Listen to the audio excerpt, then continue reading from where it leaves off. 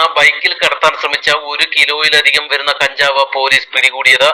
ഇന്ന് വൈകിട്ടോടെ ഏരൂർ നെട്ടയം 2 ഏക്കർ മുക്ക് ഭാഗത്ത് നിന്നുമാണ് Eroor circle inspector N Gireesh, SI Sreekumar, police ഉദ്യോഗസ്ഥരായ സന്തോഷ് കുമാർ, അനിൽകുമാർ, അസർ, ശ്യാംകുമാർ എന്നിവരുടെ നേതൃത്വത്തിൽ രഹസ്യ വിവരത്തിന്റെ അടിസ്ഥാനത്തിൽ വാഹനം പരിശോധിച്ചത്.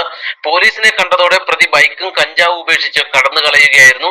പിന്നാലെ ഓടിയെങ്കിലും പ്രതിയെ കണ്ടെത്താൻ പോലീസിന് കഴിഞ്ഞിട്ടില്ല. പ്രതിക്കായി അന്വേഷണം ഊർജിതമാക്കിയതായി ഏരൂർ പോലീസ് പറഞ്ഞു. ഭാരതീപുരം സ്വദേശി മധു എന്നയാളാണ് കഞ്ചാവ് കടത്തിയതെന്ന് പോലീസ് തിരിച്ചറിഞ്ഞിട്ടുണ്ട്. കഴിഞ്ഞ കുറച്ചു നാളുകളായി ഇയാൾ പോലീസിന്റെ നിരീക്ഷണത്തിനായിരുന്നു എന്ന വിവരവും പുറത്തു വരുന്നുണ്ട്.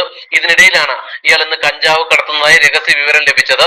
ഇതിന്റെ അടിസ്ഥാനത്തിലായിരുന്നു പോലീസ് പരിശോധന ശക്തമാക്കിയത്. ഏരൂരിലെ ചില പ്രദേശങ്ങൾ കേന്ദ്രീകരിച്ച് വൻതോതിൽ കഞ്ചാവ് വിൽപ്പനയും ഇടപാടും നടക്കുന്നതായി മുമ്പ് തന്നെ പോലീസിനും എക്സൈസിനും വിവരം ലഭിച്ചിട്ടുണ്ട്.